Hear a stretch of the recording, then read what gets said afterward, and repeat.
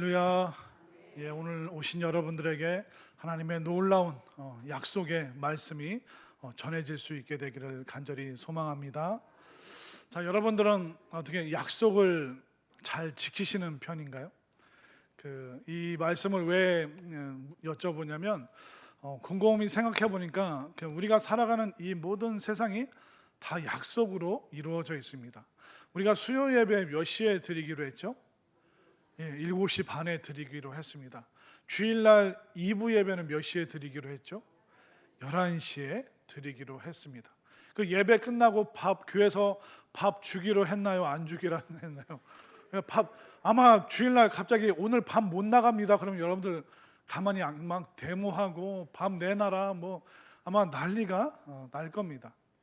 그리고 우리가 운전을 할 때 또 아니면 도로를 건널 때 신호등, 횡단보도, 우리가 파란색일 때 건너갈 수 있고 지나갈 수 있고, 또 빨간불이면 건너가지 말아야 되고 또 지나가지 말아야 되고, 그리고 우리가 사업을 할 때도 또 아니면 사람들 만나고 인간관계 할 때도 모든 것이 약속입니다. 우리 이번 주 토요일 날 만나, 이렇게 약속하시는 분이 있나요? 그렇게 만나세요? 청주 분들은 그렇게 한다고 하더라고요. 청주 분들은 토요일 날 3시 어때? 그러면 봐서 이렇게 하신다고 하더라고요. 그래서 이제 왜 오후 3시라고 했는데 왜 봐서라고 그러냐고. 그날 가서 무슨 일이 있을지, 또 이번 주에 무슨 일이 생길지, 그러니까 봐서라, 상대를 배려해서 봐서라고 하는데, 청주에 계셨던 무슨 목사님 얘기가 한 번도 사람 못 만난 적이 없대요. 무슨 어디 서점 가 있으면, 무슨 카페 가 있으면 항상 거기 가면 만날 수 있기 때문에 봐서 하는 그 약속도 다 이루어진다고 합니다. 근데 우리가 약속을 해도 요일을, 또 시간을, 장소를 정하게 됩니다. 그런데 이 약속을 정해놓고 자꾸 어기고 깨는 사람을 여러분들 신뢰할 수 있으시겠습니까? 아니요, 신뢰할 수 없습니다. 약속을 자꾸 어기는 사람은 우리가 좀 그 사람에 대해서 못마땅하게 생각합니다. 그런데 약속을 잘 지키는 사람, 약속을 했는데 항상 10분, 15분 전에 먼저 나와 있는 그 사람은 사업을 할 때도, 또 같은 직장 동료여도, 또 친척이어도, 같은 교인이어도 약속을 잘 지키는 사람을 우리가 신뢰하고 믿을 만한 사람이라고 이야기를 합니다. 제가 커피를 잘 마시고 또 커피를 좋아합니다. 저는 믹스 커피도 잘 마시고요.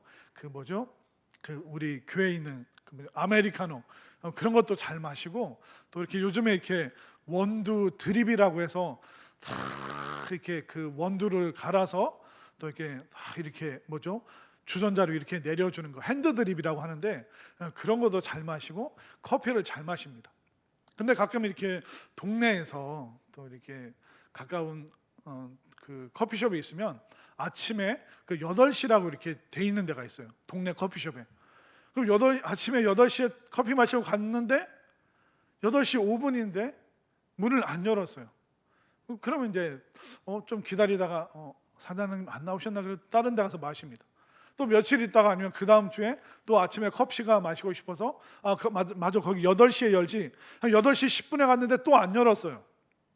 그럼 제가 다음에 그 커피숍을 갈까요, 안 갈까요? 한 번 더 갑니다.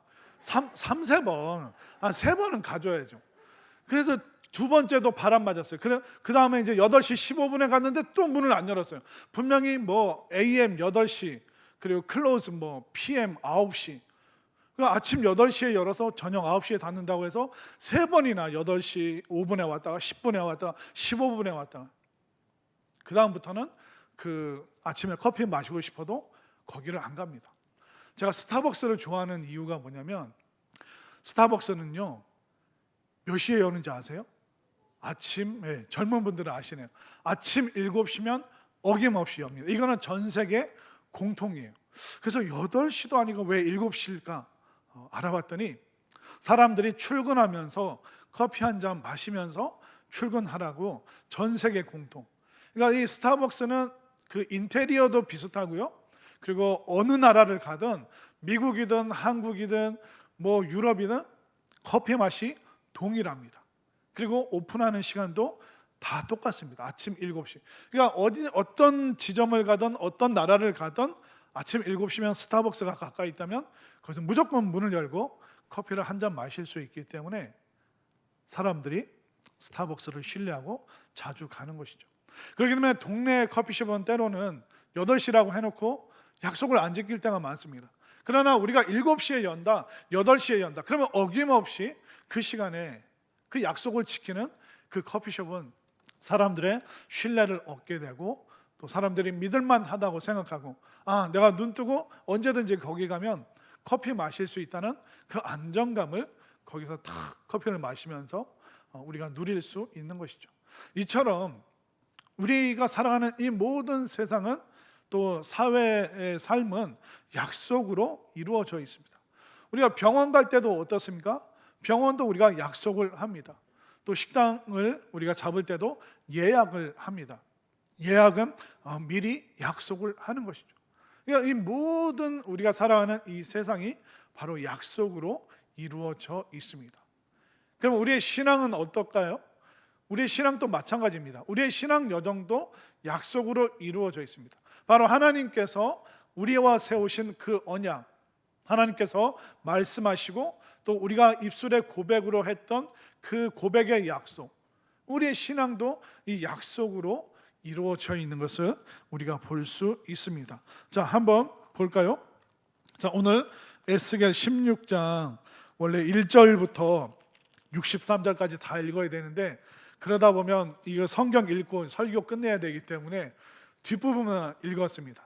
그런데 이 마지막 부분에 하나님이 또 약속을 하십니다. 사실 그 1절부터 59절까지는 약속을 안 지킨 이스라엘에 대한 그 서운함을, 속상함을 하나님이 표현하신 겁니다. 너희들 이런 식으로 약속 어겼지, 이런 식으로 약속 안 지켰지 하는데 또 하나님은 바보처럼 뭐라고 그러는지 아세요? 60절 말씀 함께 읽겠습니다. 자, 60절 말씀 시작.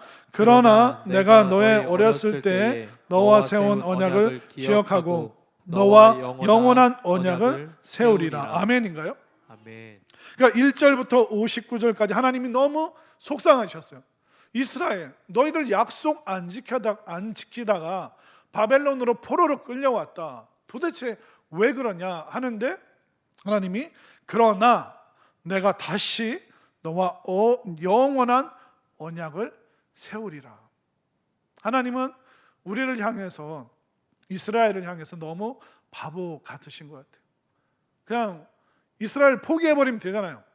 야, 니네는 글러먹었다, 니네는 가능성이 없다, 또 약속을 안 지키고 우상 숭배에 빠지냐, 아수르의 포로로 끌렸다가 풀려났는데 또 우상 숭배에 빠지고 바벨론으로 또 멸망해서 포로로 끌려왔는데 또 너희들은 우상을 버리지 못하느냐? 너희들이 소돔과 고모라와 다를 바가 뭐가 있느냐? 너희들이 미워했던 이스라엘, 너희들이 미워했던 암몬 자손들, 그리고 블레셋 사람들, 그들과 다를 바가 니네가 뭐가 있냐라고 하면서 하나님이 그 약속을 깬 거에 대해서 속상한 마음을 쭉 얘기하시다가 막판에 와서 그러나 내가 다시 너와 과거에 맺었던 그 언약을 영원한 언약으로 다시 너희들과 약속을 맺고 싶다. 그렇기 때문에 우리 신앙의 기초는, 우리 구원의 기초는 바로 하나님의 이 약속의 말씀에 있는 것입니다. 성경은 처음부터 끝까지 약속의 말씀이죠. 에덴 동산에서 하나님께서 아담과 하와와 약속하셨습니다. 아담, 네가 이 동산에 있는 모든 실과를 먹되 선악을 알게 하는 그 과실은 먹지 마라. 그러면 너는 이 에덴 동산에서 영생을 살 것이다. 그러나 만약 네가 선악을 알게 하는 그 나무를 먹게 될 경우 정령 죽으리라. 그러니까 그것을 먹지 않았을 경우에는 다른 것을 다 누리고 이곳에서 영생하리라. 그러나 먹으면 사망이, 죽음이 너에게 오리라. 이 약속을 하나님께서 아담과 맺었습니다.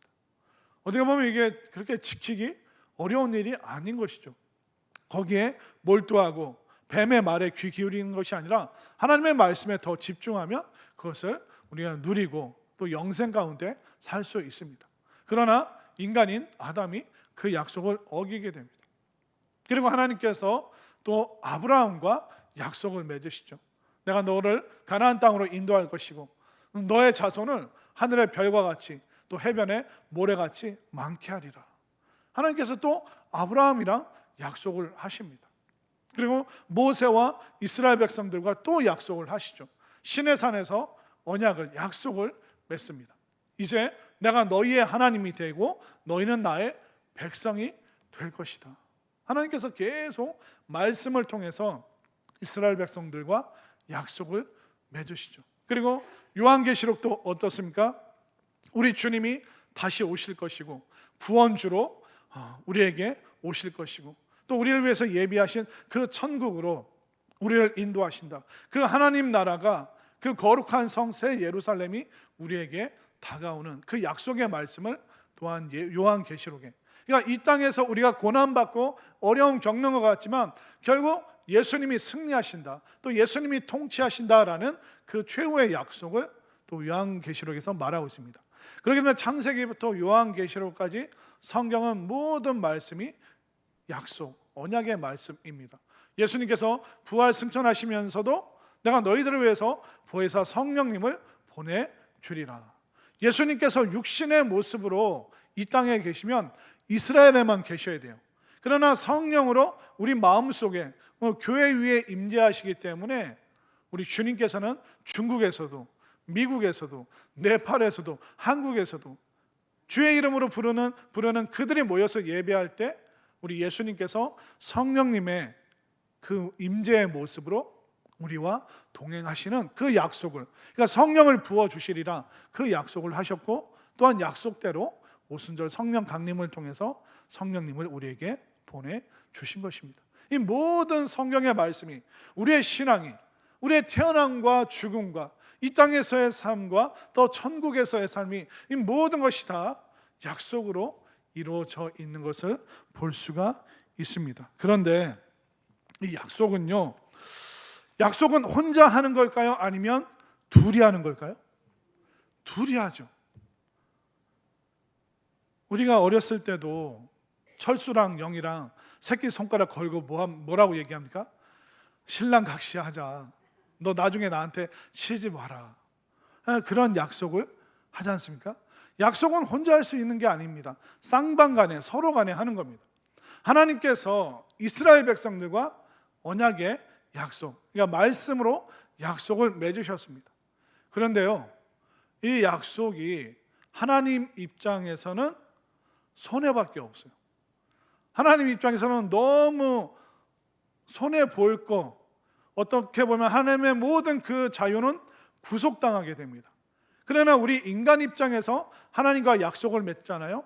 우리에게는 혜택밖에 없습니다. 우리에게는 좋은 거밖에 없습니다. 믿으십니까?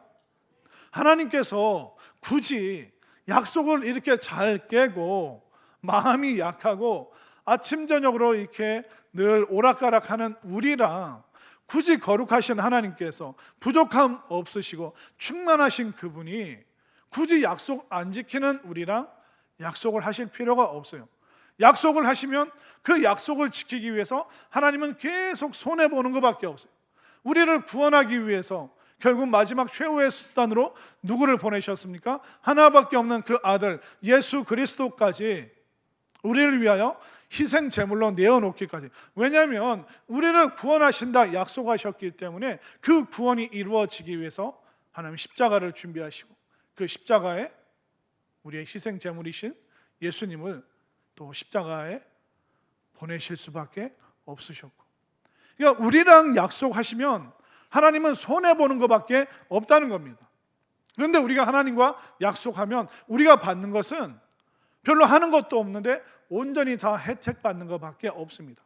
하나님께서 노아와 그 홍수 사건, 방주 이후에 노아와 약속을 하십니다. 그리고 하나님께서 노아에게 무지개를 보여주시면서 내가 다시는 물로 심판하지 아니하리라. 노아야, 너는 이제 이 땅에서 생육하고 번성하고 충만해라. 아담과 맺었던 그 약속을 다시 노아와 맺으셨습니다. 노아가 하는 게 없어요. 그냥 하나님이 일방적으로 약속하신 거예요. 내가 이렇게 하리라. 하나님께서 아브라함과 또 약속을 맺으실 때 너의 후손이, 믿음의 후손이 이 땅에 충만하리라. 별처럼 모래처럼 생육하고 번성하고 땅에 충만하라.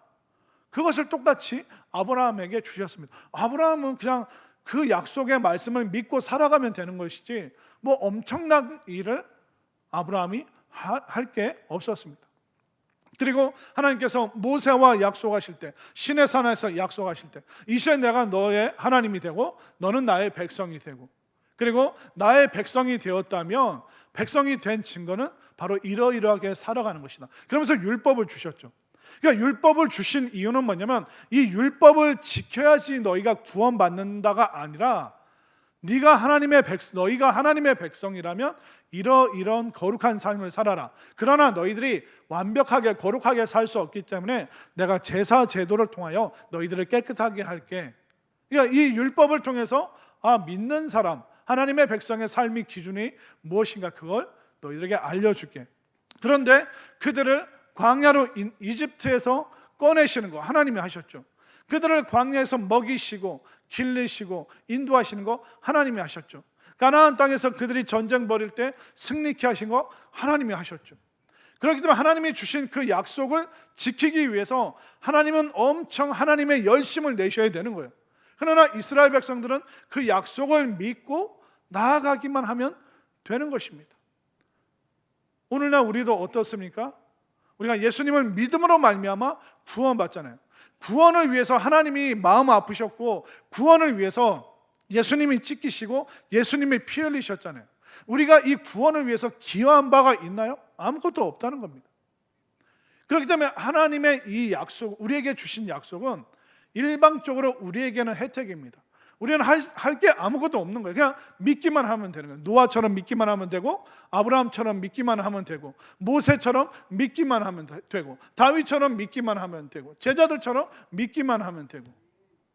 근데 하나님은 이 일을 위해서 우리랑 약속하신 그것 때문에 하나님은 우리의 수준에 맞게 그 모든 일들을 하나님이 다 손수하셔야 되는 겁니다.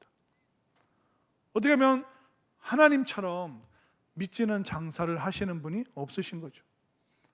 마치 하나님께서 우리를 구원하시는 이 과정은 우리가 애들 키우는 거랑 똑같습니다. 여러분들 애들 키울 때 이익을 보십니까? 손해를 보십니까? 여러분들 애들 키우면서 애들이 어머니 아버지 저를 위해서 애써주시니 감사합니다. 저도 이제 자식 키워보니 엄마 아빠 마음 알겠습니다. 매달 내가 용돈 100만 원씩 드릴게요. 혹시 그런 분 있으면 개인적으로 저 좀 찾아오십시오. 저도 좀 도움 좀 받게. 그러니까 우리 애들이 그 정확하게 뭐라고 지새끼라고 하나? 자기 애들을 위해서는 뭐 수백 수천만 원 또 씁니다. 근데 부모님을 위해서는 얼마나 쓰나요? 그러니까 부모가 자식을 키우는 게 믿지는 장사예요. 그러니까 여러분들 애들 그거 다 써놓으셨죠? 기저귀값 얼마, 분유값 얼마, 내가 너 때문에 병원비 얼마 썼고, 마음 졸인 그 심리적인 보상 얼마, 내가 너 위해서 전셋집 해주고 뭐 해주고 용돈 주고 서울에 집 얻어주고 막 그 다 써놓고 여러분들 나중에 그 다 청구해서 다 받으실 거잖아요. 그런 부모 있어요? 그러니까 부모가 자식 키우는 것만큼 믿지는 장사가 없다는 겁니다. 여러분들 애들 위해서 그렇게 했는데 좋은 소리 들으신 적 있나요? 엄마 아빠가 나한테 해준 게 뭐가 있어? 내비둬. 내가 알아서 할게. 엄마 좀 간섭 좀 그만 좀 해. 잔소리 좀 그만 좀 해. 내가 알아서 할게. 아니 애들 키우는 것만큼 믿지는 장사가 어디 있습니까? 근데도 그거 왜 하세요? 내가 내 새끼 사랑하니까. 하나님이 왜 아담과 하와에게 배신당하셨는데 또 노아랑 또 약속을 합니다. 근데 노아는 또 막 술 취해서 부끄러운 모습.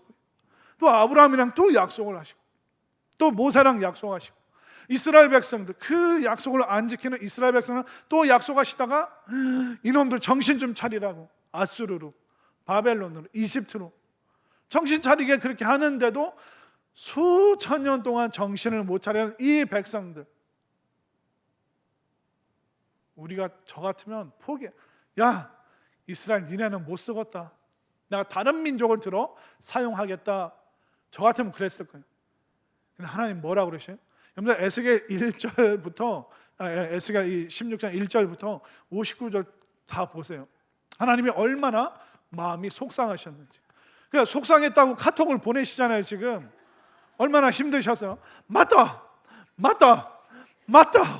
계속 지금 하나님 카톡을 얼마나 속상하시면. 그러니까 1절부터 59절 다 읽어보세요. 그런데 60절에서 하나님 뭐라고 그러십니까? 60절 다시 한번 시작. 그러나 내가 너의 어렸을 때에 너와 세운 언약을 기억하고 너와 영원한 언약을 세우리라. 수백 수천 번 약속 어긴 사람 이스라엘인데도 하나님 또 뭐라고 그러셔요? 바보같이? 내가 너와 영원한 언약을 세우리라. 하나님은 이 구원의 약속을 안 깨트리시겠다는 거예요. 이스라엘 너희들은 깨트릴지 몰라도 나는 이 약속 절대로 안 깨트려. 나는 너희들 절대로 포기 안 하고 너희들 끝까지 구원에 이르도록 나 너희들 이끌어 갈 거야. 이 하나님의 열심, 이 하나님의 약속, 우리 인생과 우리의 신앙, 우리의 모든 것이 이 하나님의 약속의 말씀을 근거하여서 천국과 또 우리 현실의 모든 삶이 하나님 은혜 속에서 하나님의 그 이 놀라운 사랑 속에서 이루어진다는 것을 분명히 믿으시길 바랍니다. 여러분들 자녀들한테 좋은 얘기 못 듣는데도 더 해주고 싶고 더 도와주고 싶고 그냥 뭐라도 있으면 더 챙겨주고 싶고, 바보같이 왜 그래요? 사랑하니까. 이 부모의 사랑의 마음, 이 하나님의 이 바보 같은 사랑의 마음을 성경은 한마디로 뭐라고 했냐면 은혜. 이것을 바로 하나님의 은혜. 이 부모의 사랑을 자식이 제대로 알까요? 잘 모르죠. 부모 돼 보니까 이제 조금 알겠는 거죠. 그런데 내가 부모 돼서 내 새끼들에게 그렇게 하는데 걔네들이 내가 베푸는 만큼 그 보답을 하나요? 안 하잖아요.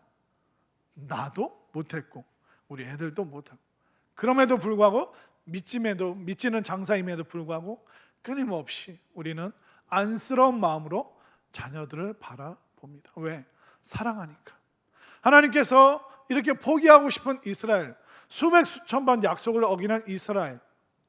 그런데 우리도 어떻습니까? 우리는 하나님을 충만하게 만들어 드렸나요? 아니면 하나님을 속상하게 만들어 드리나요?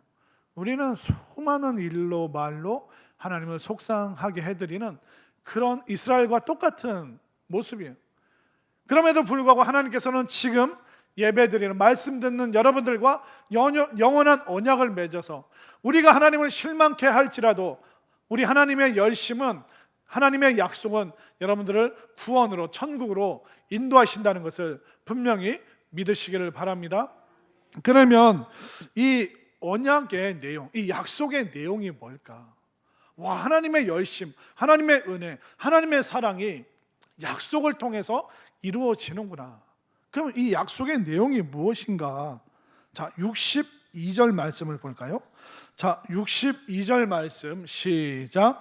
내가 내게 내 언약을 세워 내가 여호와인 줄 내가 알게 하리니. 아멘인가요? 그러니까 이 언약의 내용은 뭐냐면 나는 그들의 하나님이 되고 그들은 나의 백성이 되고, 이것이 창세기부터 요한계시록까지 있는 하나님의 그 사랑의 은혜의 약속입니다. 이제 이 약속의 말씀을 통해서 하나님이 누구신가? 우리 하나님이 여호와이시구나. 우리 하나님이 내 삶의, 우리 민족의 주인이시구나. 그것을 이스라엘 백성들이 알도록. 그렇기 때문에 이 언약의 내용은 내가 하나님의 백성이고 하나님께서 우리 삶의 여호와, 우리의 주인이시구나. 이게 바로 약속의 내용입니다. 다른 이야기를 하는 것이 아닙니다. 하나님이 우리의 하나님이 되시고 우리가 하나님의 백성 되는 것, 이것이 바로 진짜 언약의 내용인 것이죠. 그러면 그 나라 백성은 그 나라 법을 지켜야 됩니까? 안 지켜야 됩니까? 예, 그 나라 법을 지켜야 되죠. 우리가 한국 사람이라면 한국의 법을 지키는 것처럼 우리가 하나님 나라 백성이라면 하나님께서 주시는 그 율법의 말씀을 우리가 지켜야 되는 것입니다. 그런데 너 이거 지키면 구원, 안 지키면 구원 없어. 율법은 그것이 아닙니다. 왜 하나님께서 그 약속의 그 세부적인 내용으로 율법을 주시냐면 바로 우리가 새로운 사람으로, 또 우리가 새 생활로, 또 새로운 사명으로 살아갈 수 있도록. 여러분들 그냥 애 낳고 끝입니까? 네가 뭐 5살 되고 10살 되고 20살 됐으니까 좋다, 그걸로 끝인가요? 우리가 데리고 있는, 우리 키우는 아이들이 사회생활도 하고 또 좋은 시민도 되고 또 하나님께서 주시는 많은 것을 이 땅에서 누리고 또 선한 영향력도 끼치고, 우리가 아이들 키우면서, 우리 자녀들 키우면서 늘 마음에 품은 소원이 뭐예요? 새 사람 되었으면 좋겠다, 새 생활 했으면 좋겠다, 또 새로운 사명 가지고 정말 목적의식 가지고 정말 그것을 성취하고 이루어가면서 살았으면 좋겠다. 그러니까 부모 입장에서 자식들에게 기대하는 그 작은 기대치처럼 하나님께서도 우리를 향해서, 이스라엘을 향해서, 오늘 믿음의 백성들을 향해서 하나님께서 원하시는 게 뭐냐면 그분이 우리의 하나님이 되시고 우리가 그분의 백성이 되었을 때 다른 게 아닙니다. 우리가 새 사람, 하나님 안에서, 말씀 안에서 새 사람이 되고 또 여러분들의 새로운 생활, 또 여러분들의 새로운 사명을 갖기 원하는 것, 이 하나님의 이 약속의 마음을, 언약의 마음을 여러분들이 온전히 깨달으시기를 바랍니다. 그렇기 때문에 우리가 새로운 사람 되기 위해서 어떻게 해야 됩니까? 새로운 생각이 들어와야죠. 그러니까 하나님의 말씀이 우리 머릿속에 안 들어오면 우리가 새 사람이 될 수 없는 거예요. 그러니까 새 사람 되기 위해서는 계속 끊임없이 우리 하나님의 약속의 말씀을 들어야 되는 것입니다. 그러나 우리가 생각으로 끝나는 게 아니죠. 우리가 삶으로 생활을 해야 되는데 그 생활을 무슨 기준으로 할 것이냐, 공산주의 기준으로 할 것이냐, 자유민주주의 기준으로 할 것이냐, 이 하나님의 약속의 말씀을 기준으로 해서 이걸로 내 생활의 기초를 삼아야겠다. 그렇기 때문에 하나님의 그 약속의 말씀이 있을 때 우리가 새 사람도 되고 새 생활도 살아갈 수 있다는 것을 믿으시길 바랍니다. 그러니까 하나님 믿으니까 좋다, 그걸로 끝나는 것이 아니라 그럼 하나님 믿는 백성은 어떻게 살아야 되는가 하면서 이 약속의 말씀으로 또 다시 우리가 들어가야 되는 것이죠. 또 그뿐만 아니라 하나님께서는 이 언약의 말씀을 통해서 여러분들에게 새로운 사명을 주시는 것입니다. 하나님께서 이스라엘을 가나안 땅에서 너희들 잘 먹고 잘 살아, 그게 아닙니다. 이런 민족도 하나님께서 세우셨다. 그렇기 때문에 모든 열방, 모든 세계, 모든 지구촌이요, 우리가 하나님을 함께 믿으면서 하나님의 백성으로, 영화로운 거룩한 백성으로 살아갑시다. 그것을 다른 이방 세계에 빛으로 비추도록, 그러니까 빛으로 살아가는 그 사명을, 새로운 사명을 하나님께서 약속의 말씀을 통해서 주신 것입니다. 예수님께서 제자들 부르신 이유가 뭐예요? 니네만 구원받고 니네만 14만 4천 명 들어와서 천국 가, 그거예요? 그거 아니잖아요. 제자들을 부르신 이유가 뭡니까? 어두운 유대 땅에 가서, 또 아직 복음을 듣지 못한 사마리아 땅에 가서, 또 제자들이 이제 땅 끝까지 이르러 증인되도록 하시는 것. 그러니까 우리를 부르신 이유는, 약속으로 부르신 이유는 뭐냐? 새로운 사명을 주시기 위해서. 그렇기 때문에 여러분들이 생계형 인생인지 사명형 인생인지 잘 보셔야 됩니다. 생계형 인생은 뭘까요? 그냥 막 종종종종, 이거 없으면 안 돼, 이게 전부야, 하나님은 잘 모르겠고, 잠시 하나님 내려놓고 이거 빨리 해결해야 돼. 그러니까 생계형 인생, 생계형 신앙은 뭘까요? 하나님과 상관없이 이 땅의 것에 대한 열심을 내는 사람들이에요. 근데 사명형 인생은 뭡니까? 이 땅에서 열심히 사는 이유가 나랑 내 자식만 잘 먹고 잘 사는 것이 아니라 우리 믿음의 사람이 되어서 우리 가족이 선한 영향력을 끼치고 교회 공동체를 위해서 기여를 하고 또 우리 교회가 또 우리가 섬기는 부서가 기관이 정말 아시아의 부흥과 지구촌의 구원을 위해서 우리가 힘있게 선교도 감당하고 여기까지 가야 되는데 아유 하나님 나랑 내 자식만 잘 되면 됩니다. 이거 하나님 필요할 때만 나타나셔서 나 좀 도와주세요. 이건 생계형 인생이라는 거예요. 근데 사명형 인생은 뭡니까? 이 땅에서 가난이 있어도 품이 있는 인생을 살아가는 것이죠. 또 단순히 돈을 많이 버는 것이 아니라 능력이 있는 삶을 살아가는 것입니다. 이것이 바로 사명형 인생의 모습. 그러니까 하나님의 약속을 붙잡는 사명을 따라가는 삶이냐, 아니면 내 욕망과 내 자아만 붙잡고 살아가는 생계형 인생이냐.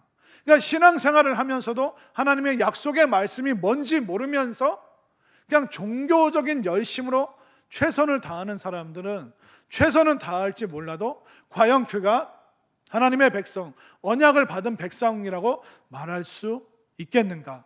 퀘스천 마크를 달 수밖에 없는 것입니다. 우리가 하나님의 백성이 되고 그분이 나의 하나님이 되신다면 당연히 언약의 말씀을 따라가야겠죠. 그러나 그분이 내 하나님인 건 맞지만 나는 하나님의 백성 안 하고 싶어. 그러면 이 땅의 것을 계속 쫓아가는 그 생계에 매달린 사람이 될 수밖에 없는 것입니다. 그 사람은 과연 언약의 백성일까요? 약속은 뭐라고 그랬습니까? 쌍방이라고 했잖아요. 서로 갑과 을의 관계라는 것이죠. 하나님께서 이런 약속과 이런 열심을 내신다면 내가 그 하나님의 약속을 믿고 또 믿고 한 걸음 한 걸음 나아가면서 새 사람 되고 새 생활을 살고 새로운 사명을 부여받으면서 이 땅을 하나님과 동행하는 것이 바로 믿음의 백성들의 삶의 본분이라는 것을 깨달으시길 바랍니다. 우리가 하나님 백성 됐다고 사명 가졌다고 해서 하나님께 엄청난 걸 여러분들에게 시키시나요? 그거 아니잖아요. 말씀 잘 듣고 말씀대로 순종하고 또 형편껏 우리가 또 헌신하고 어떻게 보면 믿으라, 나머지는 내가 다 할 것이다. 이것이 분명한 하나님의 약속이라는 것을 믿으시기를 바랍니다. 자, 마지막으로 60절 말씀 다시 한번 이 60절 말씀이 여러분들의 마음속에 여러분들의 말씀이 될 수 있기를 바랍니다. 60절 함께 읽습니다. 시작. 그러나 내가 너의 어렸을 때 너와 세운 언약을 기억하고 너와 영원한 언약을 세우리라. 아멘인가요? 아멘. 여러분들의 과거에 여러분들의 어렸을 때 젊었을 때 하나님 내가 이렇게 살기를 원합니다. 그렇게 하나님과 약속했는데 혹시 잊어버린 거 있다면 다시 생각났으면 좋겠습니다. 여러분들의 지금 상황을 따라 또 여러분들의 형편을 따라 하나님과 내가 맺었던 그 약속, 내가 지키지 못했던 그 약속 생각났으면 좋겠고 오늘 이 말씀을 통해서 내가 이 언약의 말씀으로 새 사람, 새 생활, 새 사명, 생계형 인생이 아니라 사명형 인생으로 내가 그렇게 살아가기 원합니다. 그렇게 다짐하는 약속하는 우리 모두가 될 수 있기를 간절히 소망합니다.